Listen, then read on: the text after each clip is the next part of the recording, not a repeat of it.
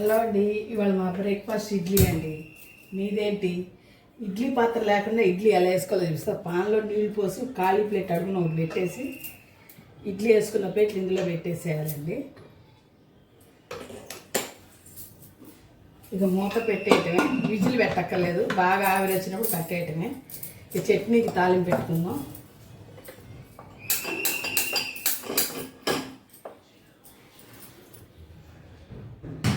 నూనె తాలింపు వేడి చేస్తున్నాను.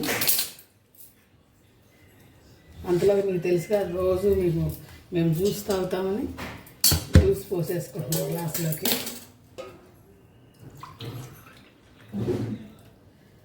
జ్యూస్ తాగి ఒక అరగంట అయ్యాక టిఫిన్ చేస్తాము. చట్నీ తాలింపు వేసేస్తున్నాము. నూనె వేడెక్కింది, తాలింపు దినుసులు వేసేస్తున్నాము.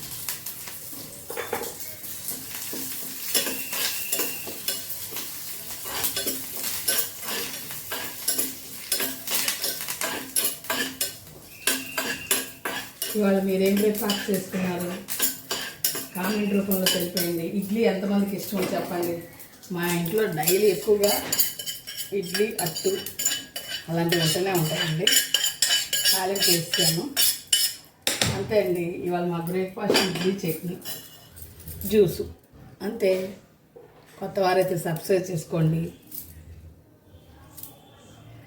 లైక్ చేయండి, షేర్ చేయండి, బెల్ ఐకాన్ కొట్టుకోండి. అన్నీ నేనేం చేసిన వీడియోస్ అన్నీ మీకు వస్తూ ఉంటాయి, చూడొచ్చు. ఏమైనా సజెషన్ ఇవ్వాలన్నా ఇవ్వచ్చు మీరు కామెంట్ రూపంలో. ఉంటా అండి, బాయ్. చూసారా, ఆవిరి బాగా బయటకు వస్తుంది. అంతలోకి నెయ్యి వేడి చేసుకున్నాను. ఈ ఆవిరి మీద తీసుకెట్లా అనుకుంటే నెయ్యి వేడైపోతుంది. వేడి ఆవిరి కదా,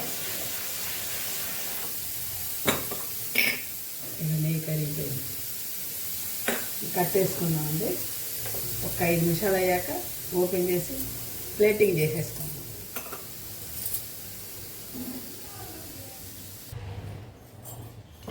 ఓపెన్ చేస్తున్నాండి.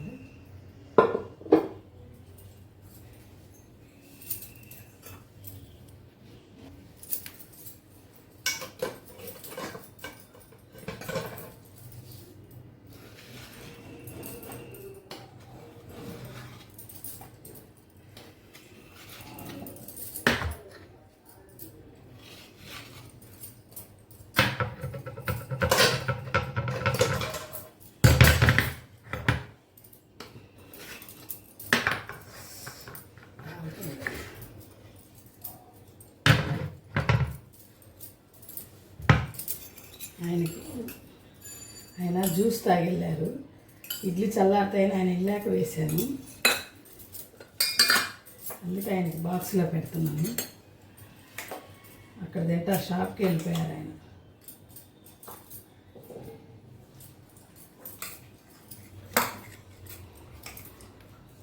అంతే అండి, కొంచెం నెయ్యి వేసేస్తాను ఆయనకి.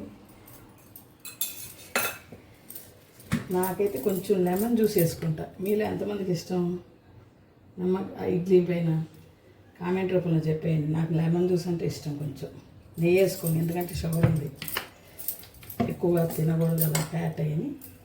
గుడ్ ఫ్యాట్ అయినా కూడా తినకూడదని తగ్గిస్తా అంతే.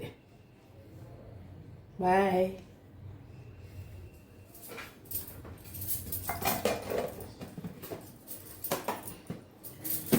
ఇదిగో సేటు గారికి తీసుకెళ్ళమ్మా.